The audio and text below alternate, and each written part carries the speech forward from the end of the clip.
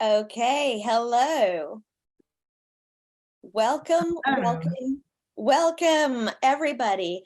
I'm very pleased that you're all here today joining us on a fine Saturday morning. I'm Dara McGarry, and I'm going to be your moderator today for this panel called Back to a Future for the London International Animation Festival 2022. And I'm joined today by an absolutely fabulous panel of women. And I'm so excited to get started today. We've got a lot to talk about coming back to a future. What does that mean? What is the future of the industry? Where are we now? Where have we been? And where are we going?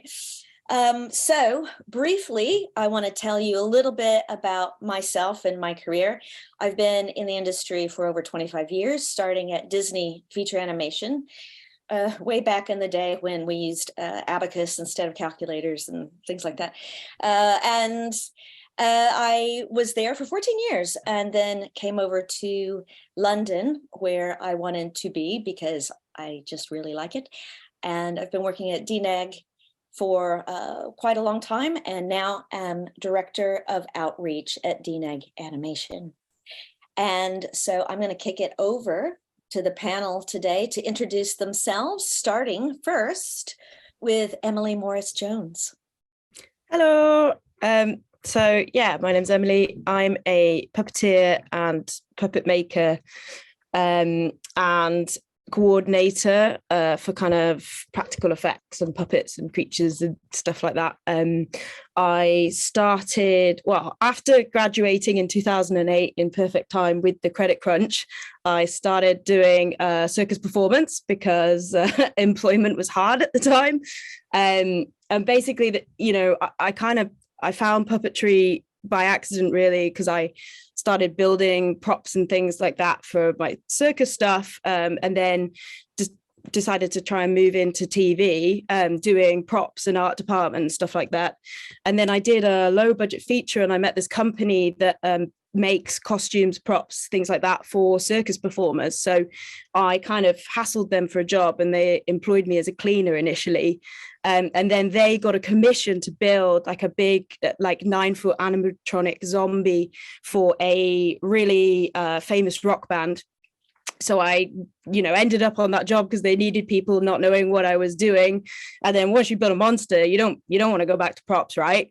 So I carried on building stuff. And then I applied for an internship with the BBC and the Sesame Workshop on a program called the Furchester Hotel, which I got. And that's kind of where I started learning to puppeteer. And then ever since then, I've just been kind of chasing that, building, sometimes rigging, sometimes assisting, sometimes performing, sometimes coordinating. And then over lockdown, because once again, there was not many jobs going, I decided to focus my time on doing things I don't normally get time to do, which in my case was writing and trying to find new audiences for puppetry and puppeteering practitioners. So I made a series of online events called Puppetry of the Pop-Up Palladium. And then I'm really pleased to say I got commissioned last year to make my first short film, which is currently doing the rounds on the festival circuit and was broadcast on BBC 3 in October. So it's been pretty good. And yeah, that's me. Fantastic. Well, thank you, Emily. I love puppets, so I'm so excited. I'm hoping we get to see one a little bit later. So, yay. Next up, we have Nellie McQuinn. Hello, hi everyone. I'm Nellie. I am Vice President, Head of Production at Moonbug Entertainment. I started my career at a very young age. I started performing professionally in television when I was 7. So I come from a theatrical family. It was inevitable that I was going to end up in this career, in this industry. I moved behind the camera when I was 19, and I started my own production company. And I was running my production company as a producer until it was one of the first acquisitions by Moonbug in 2018. So a lot of other various jobs along the way, both in front of the camera and behind the camera, but really have been producing now for quite a while. And yeah, I was swept up in the Moonbug buzz in 2018, and I founded the production team at Moonbug then, and have been there ever since, with a brief maternity leave stint. So I returned from maternity leave in the middle of this year. My first daughter was born last year in June. So yeah, that's me. Oh, congratulations. Thank you. Wow, Thank you. that's wonderful. Oh, yay. And what's your daughter's name? Tilly. Oh, I love it. Love it. Adorable. Thank you so much, Nellie. Next up, we have Rebecca Barbour. Hello, everyone. My name is Rebecca, and I've been in the VFX industry for probably a little over 20 years, which scares the living bejesus out of me to say that out loud. I started out as a runner and worked my way up, and I've worked across a bunch of great companies over the years, starting in commercials and sort of learning about 3D. I was at a production company where we did 3D animation, stop frame. I was at a software company, and I'm now the director of talent at ILM. And throughout my entire career, it's all pretty much been about looking after people, thinking about schedules, and trying to solve either technically gnarly problems no one else wanted to touch, or sort of bigger strategic, knotted collaborative problems. So yeah, I'm really glad to be here today. Great. Thank you so much, Rebecca. It's striking me how everyone in our career so far, we are seeking to solve the problems of the universe. So I'm hoping today, collectively, we can solve all of the problems. Okay, and then finally, last but never, ever, ever least, Sofia Caldeira. Hello, hi everyone. So my name is Sofia, and I'm a visualization artist at the third floor. I'm from Portugal, but I've been in the UK for about a decade now. Back in uni in Portugal, I've studied filmmaking and multimedia, and it was there during one of the subjects that we were introduced to 3D animation, and I fell in love with the medium. The fact that we could apply the fundamentals of filmmaking to a 3D world really captivated my imagination. So when I finished uni, I moved to the UK. I really wanted to work on one of those visual effects or animation studios, but my skills at the time were not up to the standards of the industry. So yeah, I had to work on many other things just to be here, because London is a very expensive city. So yeah, I work retail, I work hospitality, I work as a photographer in the studio, which was really fun, but it was not the reason why I came to the UK and left everything behind. So I've decided to give 3D another chance, and I've studied again. I did an intensive course at Escape Studios, Advanced 3D for Visual Effects, and that was a game changer for me. I joined the industry 4 years ago. My first job was the day I turned 31. So yeah, it was a long journey. It was an MPC as a layout artist, and then I worked at Jellyfish Pictures. I was promoted to lead layouts, and then eventually about a year and a half ago, I joined the third floor, and I've been able to work in feature animation, film and TV, and both live action hybrid CG projects. So yeah, it's been a fun ride, but yeah, it's been worth it. Wow, that's wonderful. So you have done it all of it, Sophia, all of it. Yes, yeah. And I know everything I've done, I think, made me the professional I am today, and being able to take up every challenge that I have. Ah, that's amazing. Wonderful. Wow, what a fantastic collective experience in this group today. It's just really amazing. And I'm always astounded and flabbergasted every time I come into a group of lively women, which is what we are. We're pretty lively, to hear your experience and all of the things that you've lived through, how you've navigated it and how you've figured it out and come out on the other end. It blows me away every time. And I just want to do a little plug here too for Animated Women UK. which we're all members of, and I'm co-chair of animation for Animated Women UK. It's a really strong organization, and I highly recommend, if you aren't a member, please go to the website animatedwomenuk.com, and you can find your way to the membership page there and find what we're up to. So with that, let's talk about how to solve all of the problems. Let's start right now. Back to a Future, the title of our talk today. When we're thinking about coming back to the future, which I think is such a fascinating concept, and there's so many different ways to interpret that. But when we were in discussion earlier this week, we were talking about how some of the things that we've done in the past seem to be creeping back in. It's cyclical. Everything is so cyclical. The industry tends to go in cycles. Our careers tend to go in cycles. So I wanted to start with that. And Emily, we had talked about the idea of puppets, of practical effects, how that seems to be coming back into vogue, if you will. Yeah, so I mean, if you think about the 1980s and all the movies and stuff that was going on then, obviously you had the Henson Company doing what they do, but you know, you also had movies like American Werewolf in London, Gremlins, like the Thing, all of that. Basically practical was all there was, you know, like and then kind of as the 90s arrived, so did CG. So everyone went, wow, this amazing, exciting medium. And kind of a lot of the practical puppet stuff dropped off. But now we're kind of seeing a bit of a renaissance, because people are kind of realizing that not only do practical effects, you know, stand the test of time, like 100%, you know, you can still watch a Cronenberg movie and really enjoy it.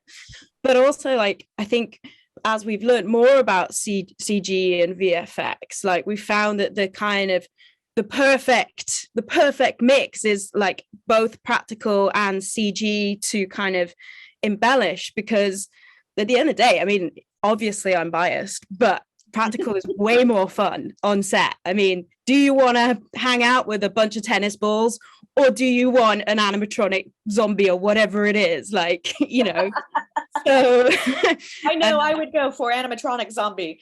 Yeah, totally right. But and I think, but the problem is, like, in that period where practical wasn't so popular, like a lot of the knowledge has been lost, and a lot of directors aren't very confident using practical, because, you know, with CG you can do anything, right? If you've got the money, you can do anything. But I would argue that it's worth learning about practical, because also limitation is good. Limitation makes for better storytelling, in my opinion. So if we look at like Guillermo del Toro, someone who used to own his own practical effects company, that guy knows how to use practical effects really, really well, and it comes across in everything he does. And it also means that, you know, if you've got a fan base that are interested in the movies, they can see the monster. They can, you know, you can, I mean, I'm sure we've all been to like some sort of Comic-Con or something, and you see someone with the remote control and loads of droids and go, ah, it's really exciting. So yeah, I agree. I mean, I do find more stuff, more retro stuff coming back into vogue. We can call it, I mean, to me, it's just like, it, you know, when you've lived it before, it doesn't necessarily seem retro, but I'm just old. What about you, Rebecca? We talked about cycles in our careers as well. Yeah, well, I mean, I essentially, like the thread that's gone through my whole career is basically people, you know, is working with people, looking after people. And actually, you know, the conversations that I tend to have day to day now aren't really that different than the conversations I had 10 or 15 years ago, but it's more about where I am in myself as a person and in myself as a professional, you know, in order to understand how to better facilitate problem solving, do you know what I mean, or working together. And actually that's the really exciting thing I find about coming in every day, is because the problems are sort of the same, you know, that we're all trying to solve. I think sometimes, you know, do we have enough time? Do we have enough money? Is it the right approach? And then really it comes back to the sort of, you know, the nuance and the experience of each situation, which is where I think that's where it stays new and different. Do you know what I mean? And why I love coming into work every day, and how I can continue to have very similar conversations, you know, like what's the problem? How are we going to solve it? But still be energized by that, you know? Yes. Yeah. Because it's familiar, but it's new at the same time. Yeah, because I think the thing that's so exciting about, you know, collectively this entire industry that's represented on the panel is it's the creative work that we all come up with, you know, where it isn't one way or another. It's all about what is the goal of the creative project and where does everybody want to take it. And then getting to work with all these really different creative people, you know, I think that's what's really interesting. You know, that's sort of like Back to a Future, isn't it? You know, you can sort of run into different people throughout your career, but actually your working relationship or the problems that you're solving can be very different, but still, you know, really exciting. Yes. Yeah, and also somewhat the same. You sort of have touched on that, Rebecca, and I think it's really interesting is that actually a lot of the problems are kind of there is, I feel, a sort of cyclical nature in that. Yeah. From my perspective, I've had a huge amount of growth in my career that I've been very lucky to have in the last few years by joining Moonbug. And, you know, my company was a 6-person company that got acquired. And now in my team, there's 160 people and, you know, 500 plus in the company. So, you know, a massive amount of growth. But actually, I'm always struck by the fact that I have these conversations about some fantastic brands that are known worldwide. And they're actually the same. I'm trying to address the same problems as I did when it was 6 of us, you know, in a basement, you know, on a very small property. And it's that funny sort of thing that actually, you know, content comes back to almost the same underlying things. You know, Rebecca, you said, what is the creative vision? How do we do it? How do we make that happen on time and in budget? That's kind of really what it boils down to, I think, a lot of the time. Yeah.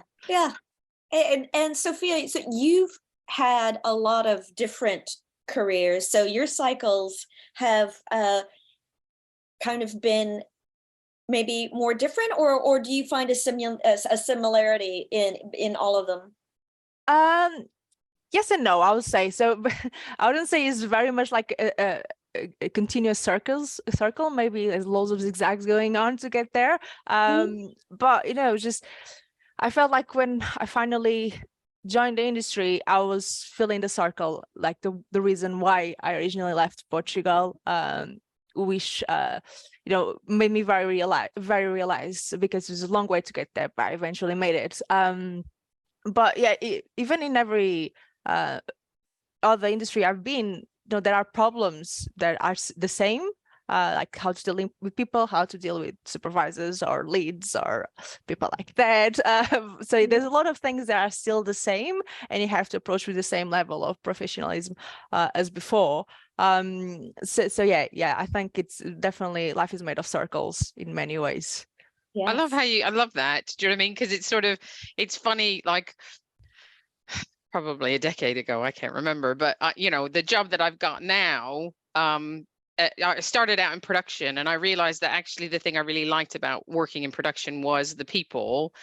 And then I sort of decided I wanted to have a family and didn't think that some of the stress of working in production would work, you know, with wanting to still continue to work and have a family. And so the job I've got now at ILM, I had the same job for a much smaller production company, you know, a decade ago. And I remember taking the decision to leave. I'd been offered a job with a software company, and they were happy for me to work from home before working from home became a thing everybody did. And so I left, and I remember thinking, you know, this is the job I'd really love to have at a bigger place. lo and behold, do you know what I mean? The circle came to fruition. So I like the circle, because I think that's true.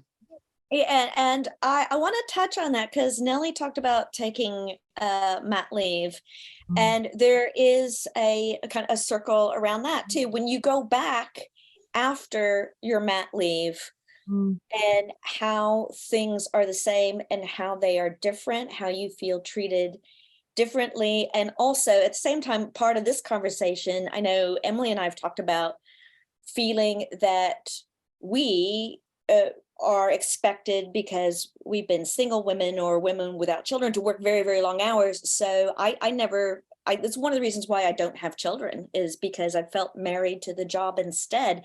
So kind of two parts to this part of the conversation, but I want to start with the mat leave. How did that change when you came back after mat leave? Yeah, I'll jump in because my mat leave, I literally have only been back for 6 months, so it's very, very fresh in my mind. That whole thing, I live it every day. It's really interesting because I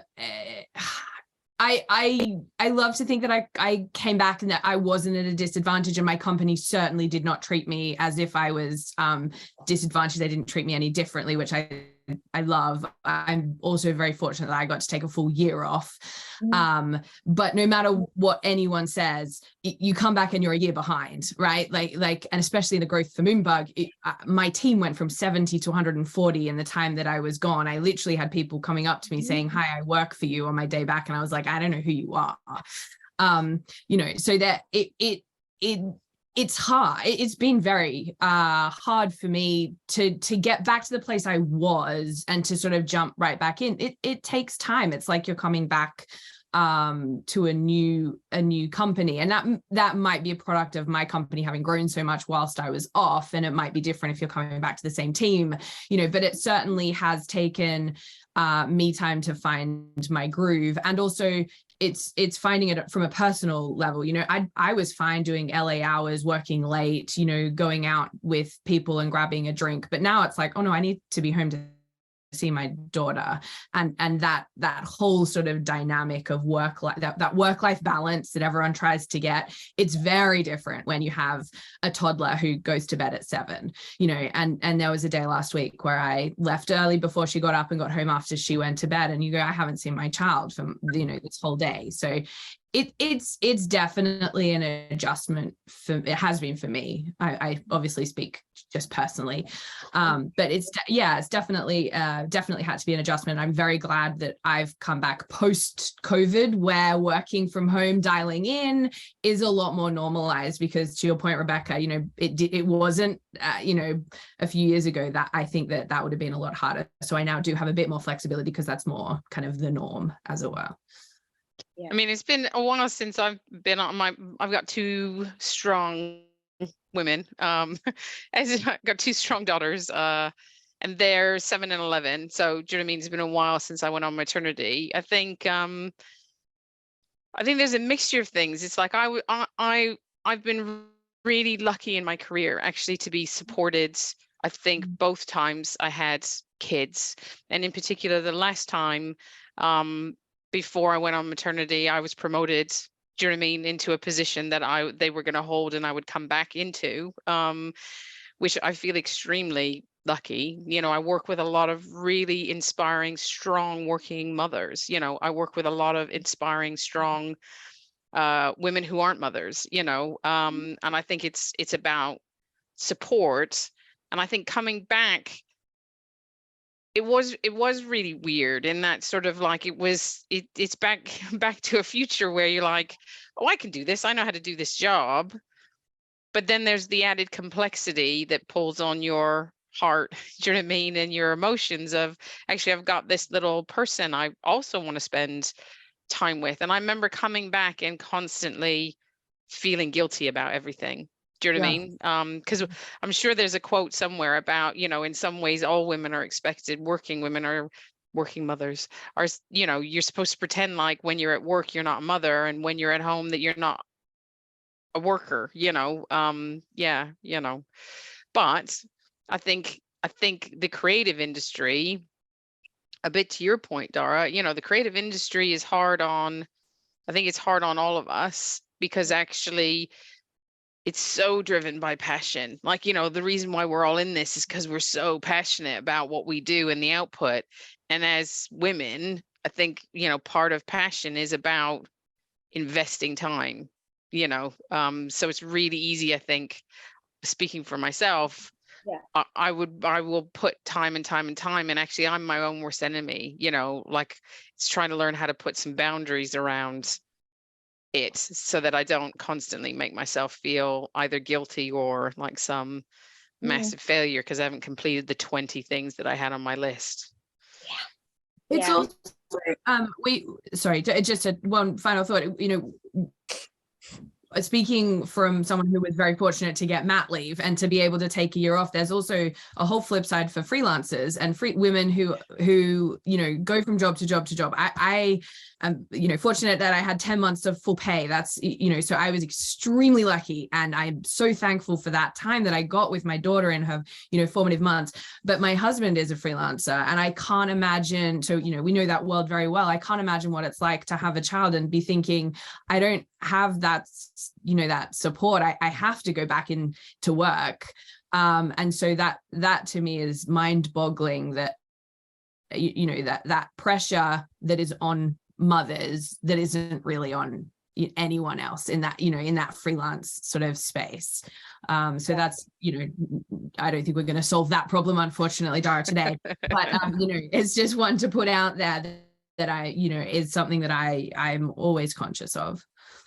Yes, I would like to add some thoughts as someone that doesn't have kids, but the prospect kind of concerns me, because first, you know, but this is the nature of the industry. Having 1 year rolling contract is not very attractive for someone who might want to have a babies, right? And even if you decide to have it, how does HR look at the CV with 1 year gap because you were at home taking your maternity leave? And is there an unconscious bias of not promoting women to leadership positions if they disclosure that they are planning to become a mother? Because that means, oh wait, if I promote her to lead or supervise, and then she's going to take 1 year off, you're going to be let down on this project.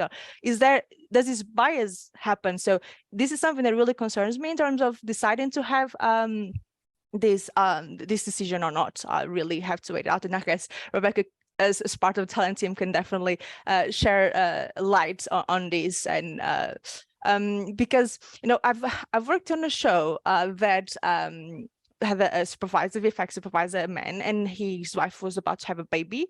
And we know that anytime soon we would go to Dallas and he wouldn't be there because the baby was born. It was almost at the end of the project, so we thought it's going to be fine. So yeah, one day we went to Dallas, he wasn't there because he just had a baby. Oh, great, congratulations. The next day he was at the studios.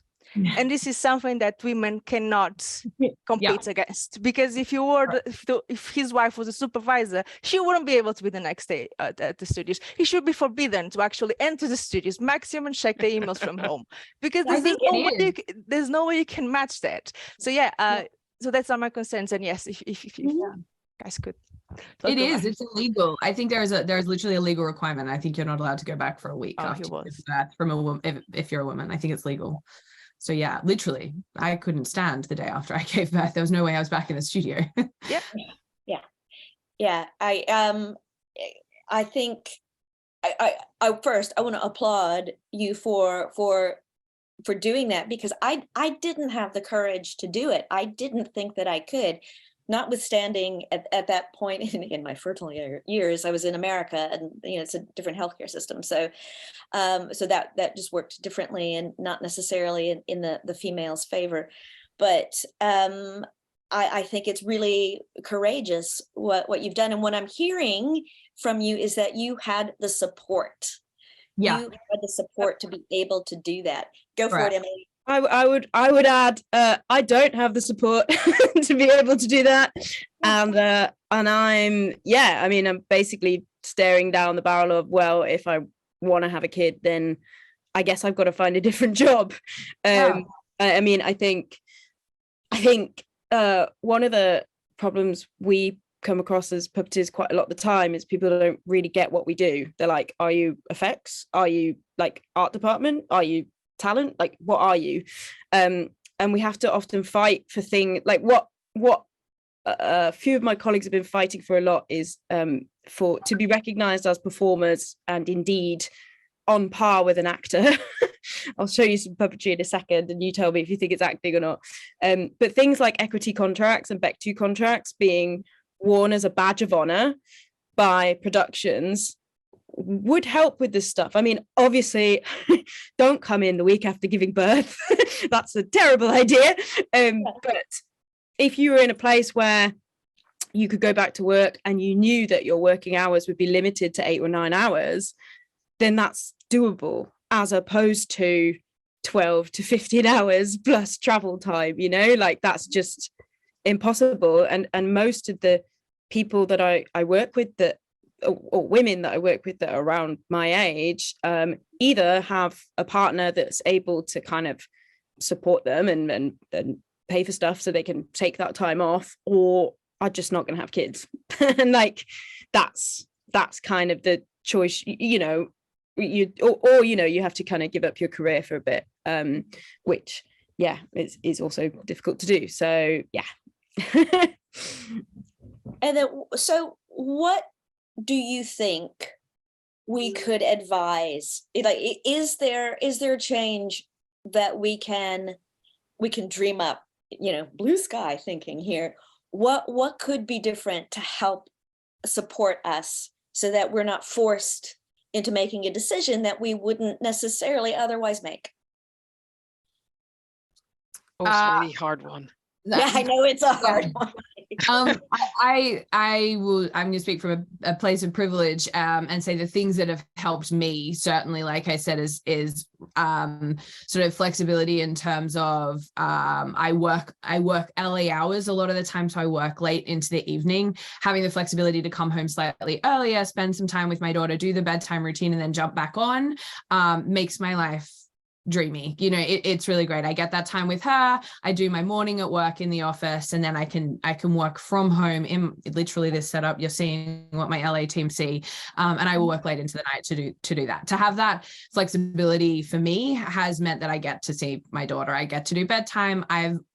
It's also, you know, speaking quite frankly, it's allowed me to keep breastfeeding as well. So, you know, from a biological perspective, being able to be home at her bedtime has meant that I have had this beautiful bond with my daughter, and I've been able to keep breastfeeding, and she's a year and a half. So that I find that like a really big privilege, because most people go back to the office and can't continue to breastfeed. So, you know, that for me has been an absolute godsend. So that, you know, having that, not that kind of like 9 to 5:30 in the office mentality, but having the ability, and I'm sure it continues, Rebecca, when you have older children, in terms of doing the school run, you know, are you able to dash out, do the school run at 3 and, you know, then jump back on? I try to give the mothers in my team that flexibility, because that means that they're happy. That means that they, you know, are satisfied, and they have emotionally, they're better, stronger, happier people, and that makes a better team. I don't want my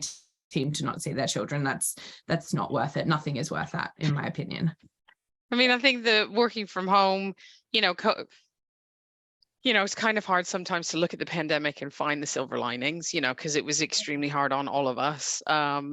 But I do think one of the silver linings has been the ability to work from home, you know, for a lot, not everybody, do you know what I mean? But for a lot of people. And I, you know, I'm going to be a realist now, so I apologize. I think the big issue around, you know, supporting working parents is it's left to the individuals to sort out their system, you know, whether it's after school clubs, whether it's a nanny, whether it's a nursery, whether it's a babysitter, you know, and so everybody's looking at it on an individual basis, when really, I think to see some really big change, it comes down to the government a little bit, in terms of, you know, how much childcare costs in this country, because again, it's a privilege to be able to afford it, you know, and I think it comes to the school system, you know, and how that's run. It's like, I don't know where. I constantly would love to do some research to find out why the school hours are 9 to 3. Do you know what I mean? When adults normally work 9 to 5. And until that sort of changes, I think it's going to be really hard for any, you know what I mean? It just becomes really hard for individuals. And then it's all about how much money you make, you know, whether you can afford childcare, where you live, do you have access to it? So I feel bad, Dara, that's not a solution to anything. Sorry. There are schemes, right? So we have a workplace scheme where my nursery fees come out prior to being taxed. It's a tiny thing, but it actually makes a difference, right? And if you're paying 5 days, I'm lucky. I'm very lucky as well. My husband is a stay-at-home dad, so my daughter's only in nursery 2 days a week. But even that, it makes a difference. It comes out of my salary, and then I get taxed.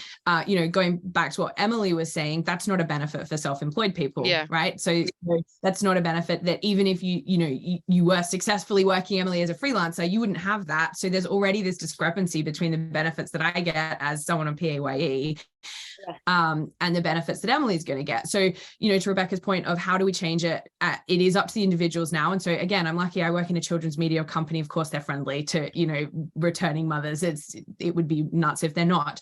But, you know, they've added all these benefits, but it really is up to the government to say, you know, we recognize that freelance mothers should have those benefits as well. How can they have their nursery fees deducted before they do, you know, their self-assessment at the end of the year? That seems, it's crazy to me that I have that and someone who's self-employed doesn't. That doesn't feel fair to me.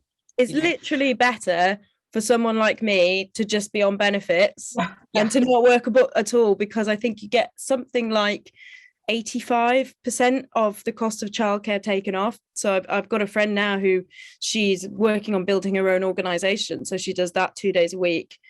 So, and the kids go to nursery, and the rest of the time she's like, it's just better for me to be on benefits and crack on with that than to actually have a job, which is nuts as well.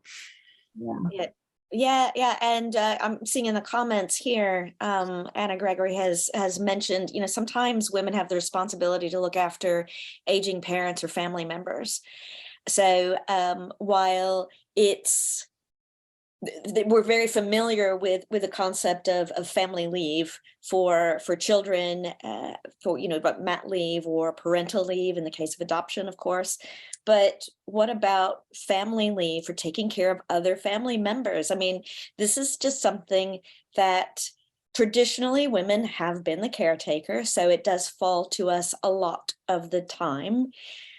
How do we resolve that as well? I do think that working from home is one of the silver linings, because it does give you that benefit of being able to spin yet more plates at the same time, right? Have a meeting and but is that right?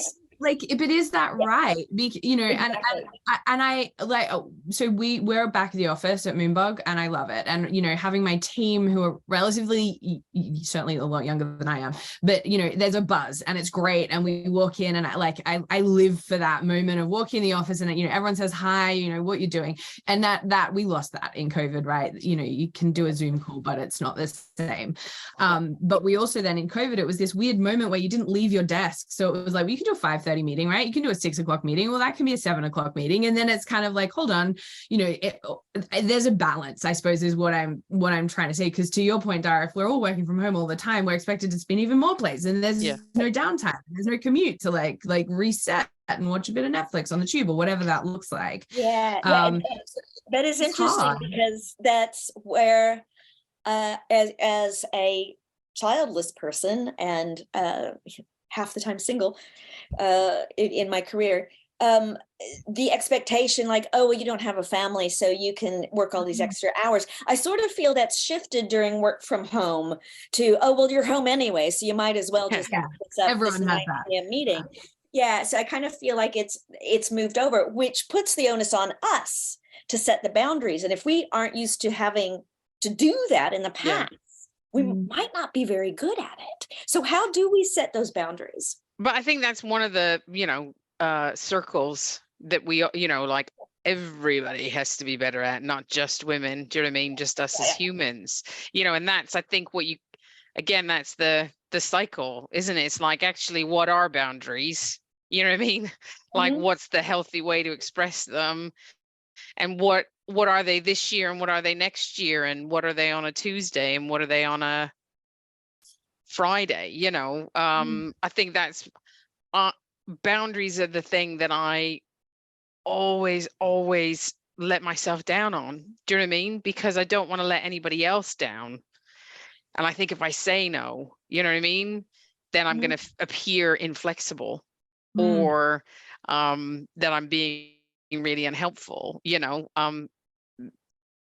So yeah, boundary is, it's like, it's not even a circle for me. Do you know what I mean? I feel like it's just a dot because I haven't even started my boundary journey yet. But that's not just a women thing, right? That's companies, that's men, that's women, that's mothers, that's, you know, single people, that's everyone, right? I think that and talking about. But don't you think, though, to Dara's point though about, you know, we spin a lot of plates. Don't you think it's a little bit harder? Yeah. Women are for sure the worst. Oh yeah, don't get me wrong. But in terms of like the responsibility, I don't think it's just women's responsibility. Like, you know, it's also men have to acknowledge that other people need boundaries, right? It's I think it's almost like a pandemic of its own, is this kind of, and talking about being back to a future, that feels to me we're going in the wrong, that doesn't feel like we're coming back to anything. I feel like that we're going in this direction, you know, in general. If you look at working hours, connectivity, you know, back in the day, didn't we have a nap in the middle of the day and stop working at dark? Like that sounds great. We're definitely going in a different direction. But I mean, again, this is why for me personally, I think, like, you know, people need to kind of join unions and take unions more seriously, because then you can set some boundaries, and like, and getting all of them singing off the same hymn page.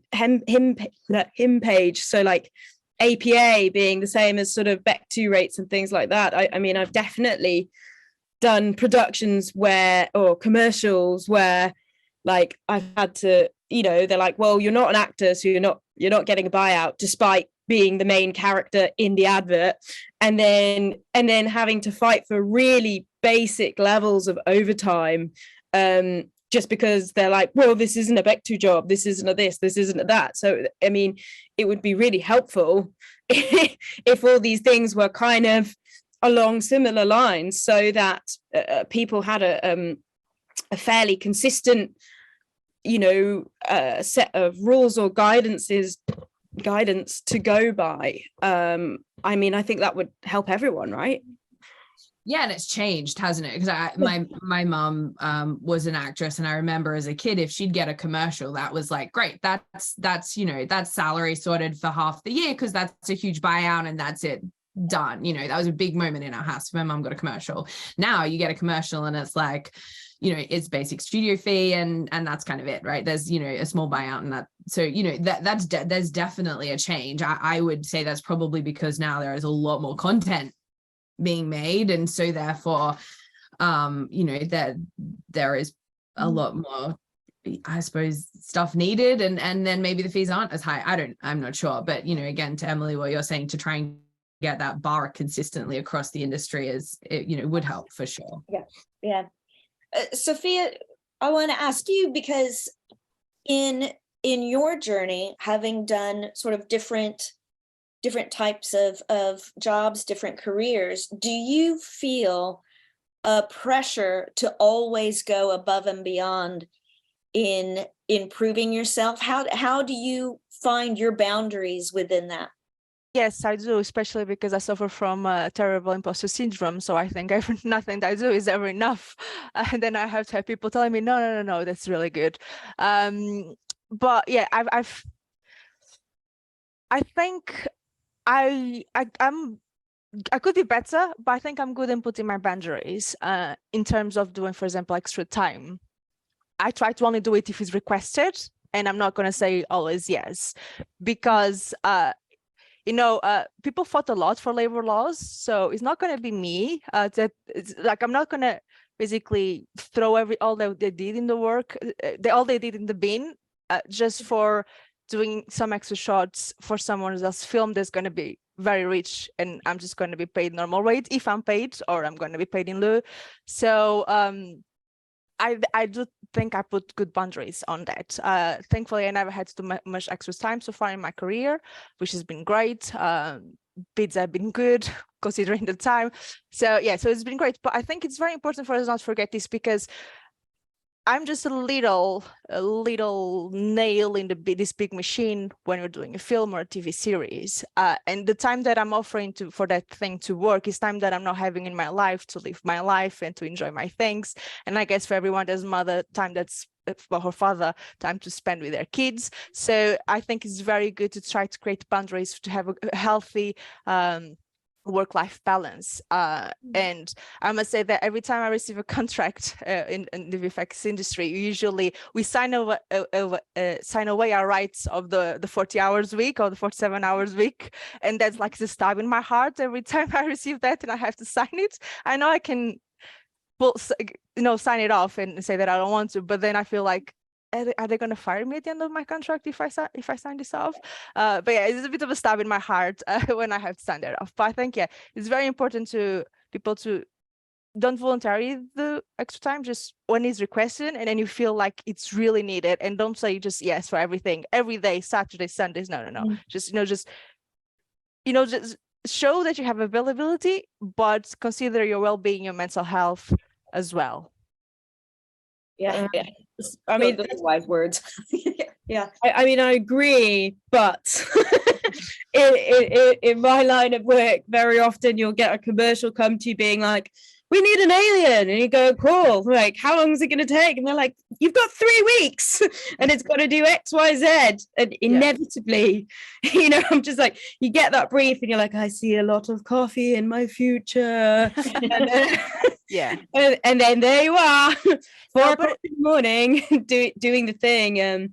I don't really know what the answer is, because I feel sometimes I'm like, are you guys doing it on purpose just to keep costs down, or do you literally not know what this involves? And then you have to go on set and do the thing, which, to be fair, sometimes when you're that tired, it helps you get into character more because you're feeling really weird. But I know what you mean about that kind of, you're like, yes, I've got a job, and then your heart sinks, going, oh my god, this is gonna kill me. Can I ask a question, Sofia? Do you feel, if you were to sort of strike that line out, do you feel that the judgment would be more because you're a woman? Does that play into it, or is it just being someone in the industry? Do you feel like I don't, in this circumstance? In this case, I don't feel it more because I'm a woman. I just feel like I just feel it just because as a normal person, just know, I think that if I sign that, I'm not signing into the more than X hours that's gonna play against me, regardless of how good or efficient or productive of an artist I am during my working hours. It's just something that's always in the back of my head, and I feel like I need to sign it. I don't have any other option. I would say I have actually had the experience where I've done the long hours, I've produced the thing, I've agreed a rate for building it, for performing it, for getting a buyout for it. I do all the things, we get all the footage in the can, everybody's happy, awesome. Come back to like, okay, this is my invoice, and then the producer's gone no.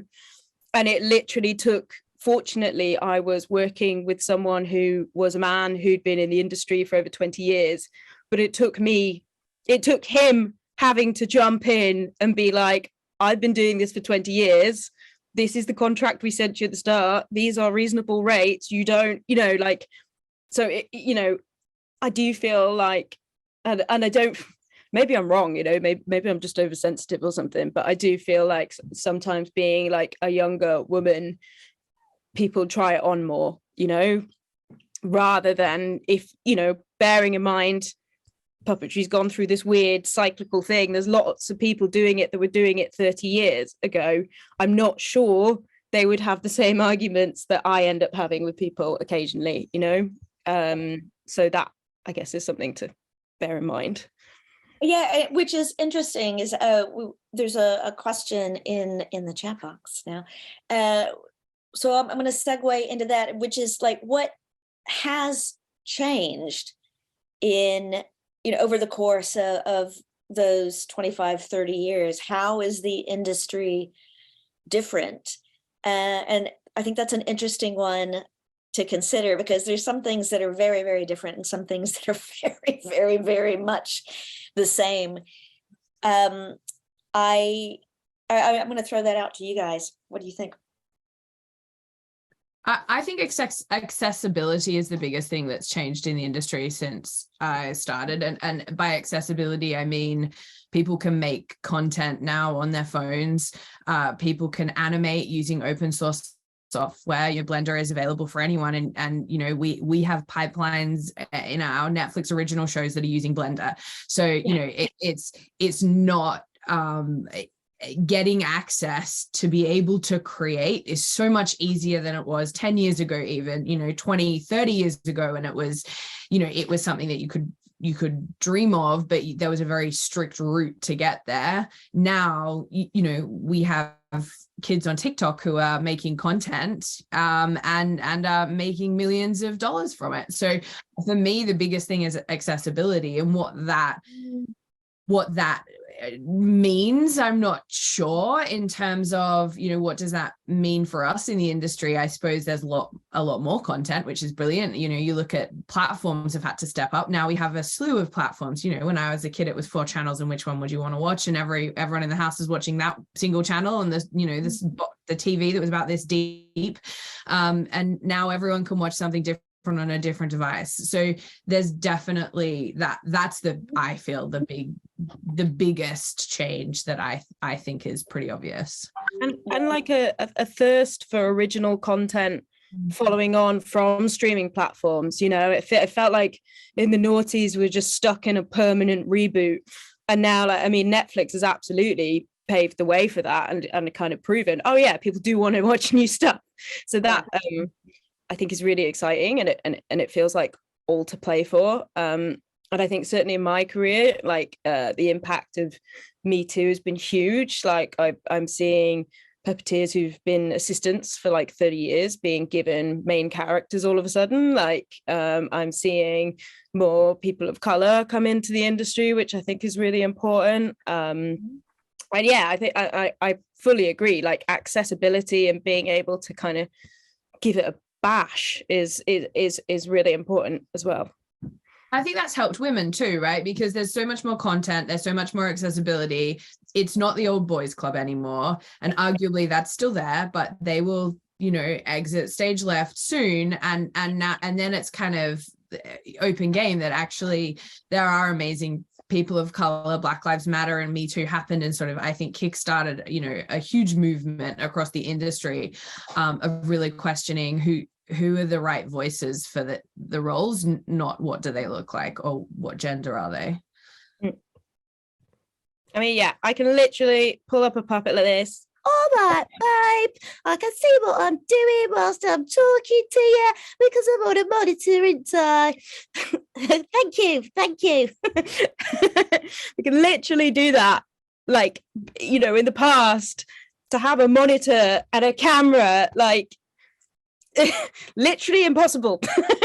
Whereas now I can whack out an iPad and practice, and that has given people more accessibility.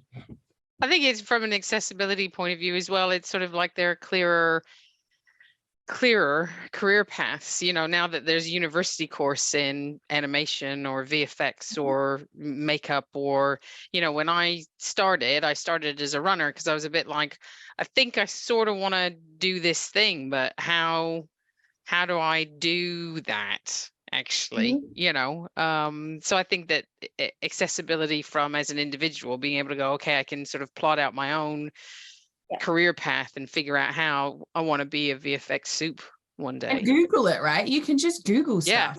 I sort of think like, how did I don't know how people tried to work on a career path when you'd have to go to the library and look it up or go to a career day. Now it's like, I'm just going to Google it, and someone's done a video and there's a TED talk and away you go. So information is Yeah. also, accessibility of information is feeding into that hugely as well. Yeah, it's huge. The first show that I worked on at Disney was Dinosaur, and that was Disney's first hybrid, where there was live action plates with CG dinosaurs and lemurs, because why not? And everybody was learning on the job. I mean, I had come from a theater background, so I was very new to this, but that was completely fine. The sysads, the people building the technology behind the scenes, most of them were from NASA, and they were extremely happy to be working on stuff that entertained people instead of killing people, working with jet propulsion labs and building like military stuff. So it was everybody coming from different but related fields and figuring it out together, and there was a camaraderie there that was really, really fun.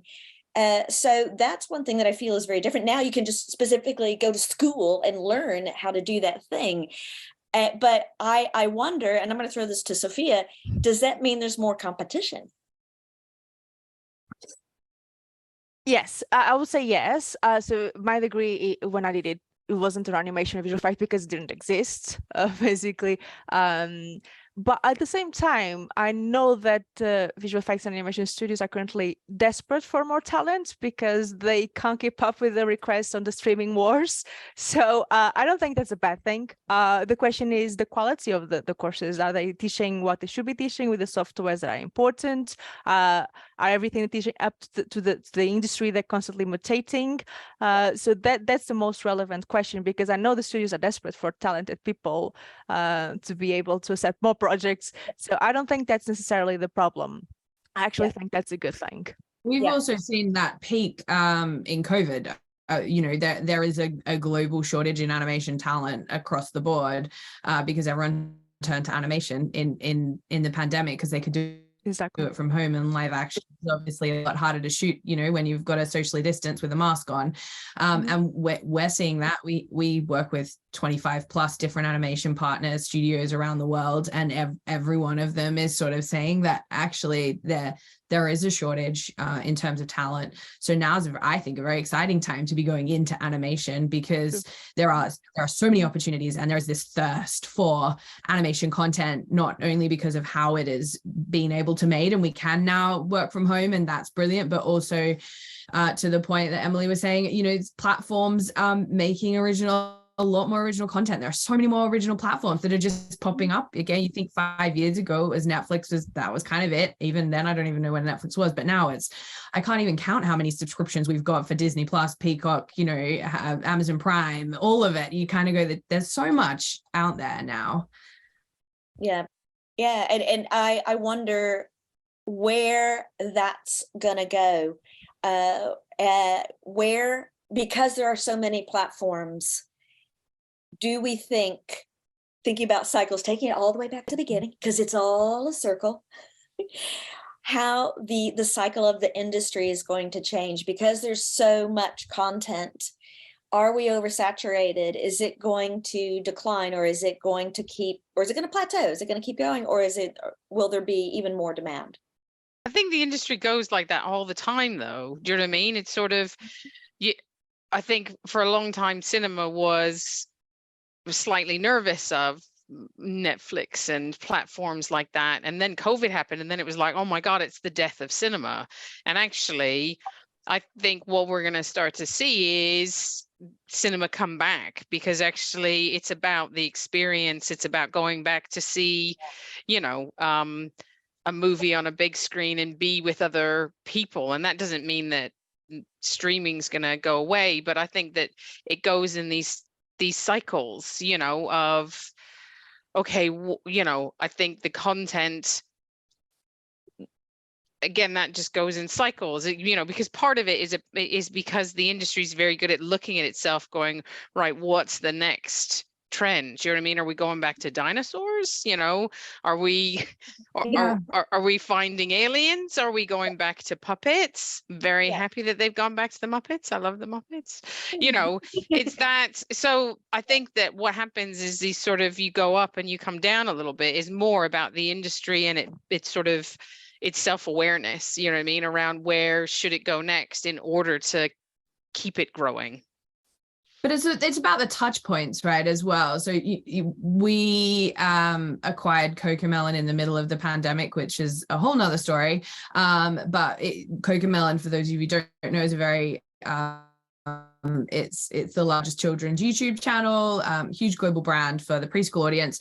And we were really concerned when we sold it to Netflix, when we licensed it, to Netflix, and Netflix have all the content that is free on YouTube, and there was this huge question of, are we going to cannibalize the audience? You know, there was a lot of unknowns at that time. It didn't at all. There is absolutely no cannibalism. Children will watch it on YouTube, and then they will watch it on Netflix, and there is room for everything. And we haven't seen a drop off in any way, shape, or form. If anything, you know, our numbers continue to rise because it's available for children everywhere. So I think that kind of in general, I think that applies to the industry, is that people now want to be able to consume content however they want, whenever they want, and whatever they want.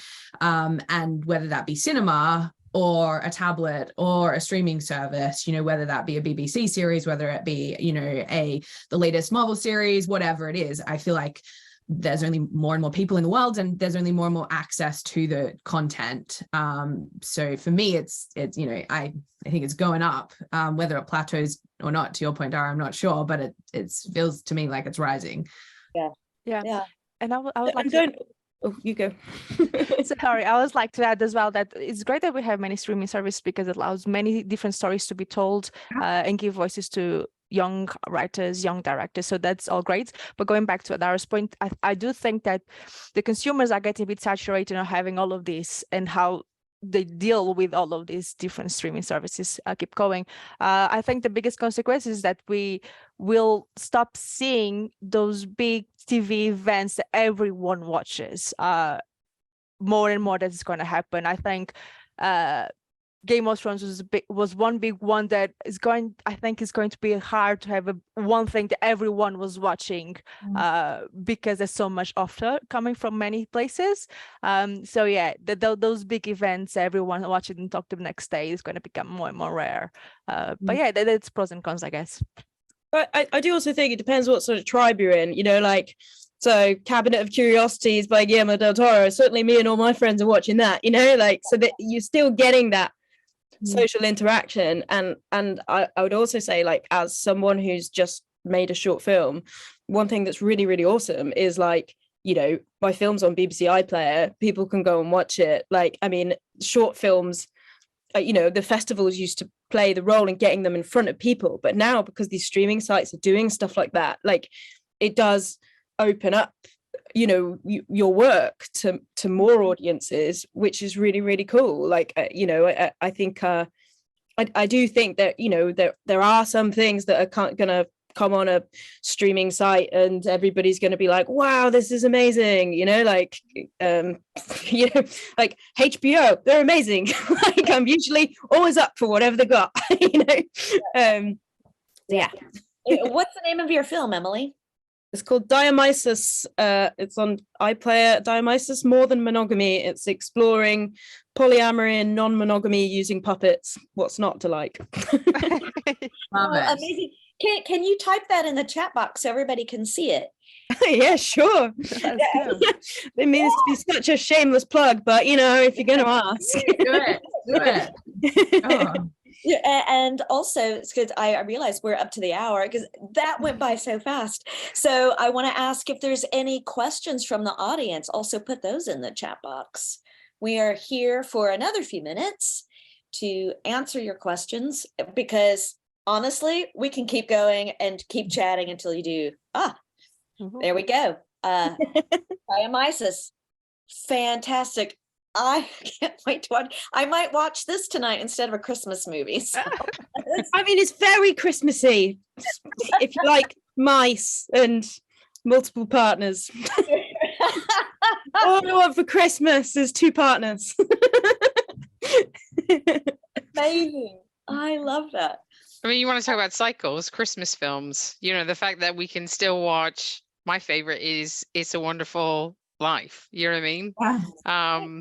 And then it just keeps going, doesn't it? You know, you sort of, Christmas keeps going. It's a big old circle, but it just keeps picking up new Christmas movies all along the way.